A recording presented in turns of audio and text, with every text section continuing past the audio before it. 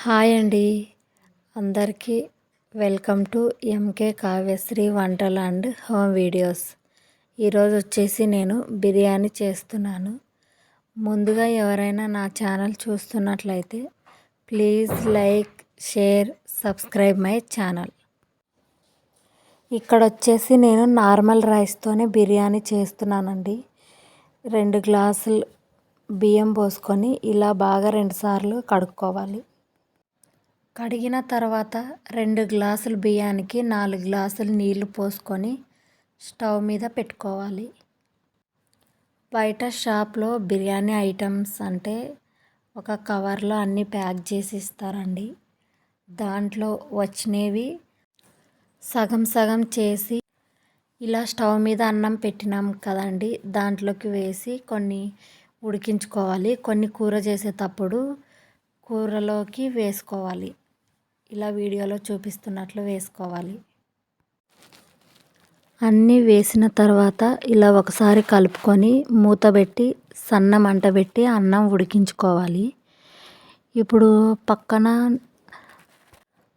Stove మీద ఒక గిన్నె పెట్టుకొని కూర తిరువాతకి వేసుకోవాలి. గిన్నె కాగిన తర్వాత 2 టేబుల్ స్పూన్ ఆయిల్ పోసుకొని ఆయిల్ వేడెక్కిన తర్వాత ఉల్లిగడ్డలు వేసుకొని బాగా ఎర్రగా వేయించుకోవాలి. ఉల్లిగడ్డలు ఎర్రగా వేగిన తర్వాత కొన్ని ఒక ప్లేట్లోకి తీసి పెట్టుకోవాలి. ఎందుకంటే బిర్యానీ మొత్తం రెడీ అయిన తర్వాత పైన వేసుకోవడానికి. ఇప్పుడు మిగిలిన బిర్యానీ ఐటమ్స్ వేసుకొని వేయించుకోవాలి. వేయించిన తర్వాత టమోటాలు వేసుకోవాలి.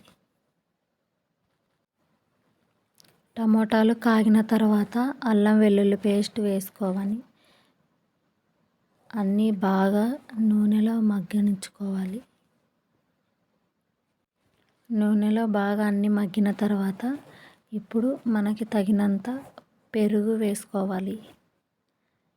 పెరుగు అన్నీ బాగా నూనెలో వేయించుకోవాలి. బాగా మసాలాలు అన్నీ నూనెలో బాగా వేగిన తర్వాత ఇప్పుడు మనం ముందుగా కడిగి పెట్టుకున్న చికెన్ తీసి వేసుకోవాలి.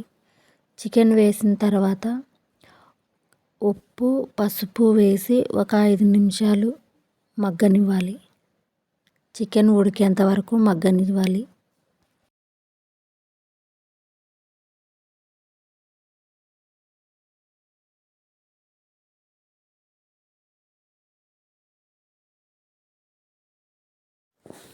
ఇలా చికెన్ ఉడికిన తర్వాత ఇప్పుడు తగినంత కారం వేసుకొని కొన్ని నీళ్ళు పోసుకొని ఒక 5 నిమిషాలు ఉడికించుకోవాలి.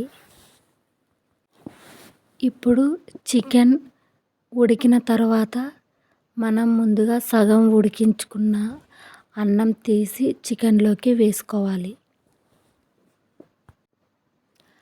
అన్నం వేసిన తర్వాత మూత పెట్టి ఒక 5 నిమిషాలు మూత మీద కొంచెం బరువు పెట్టి సన్న మంట మీద ఉడికించుకోవాలి.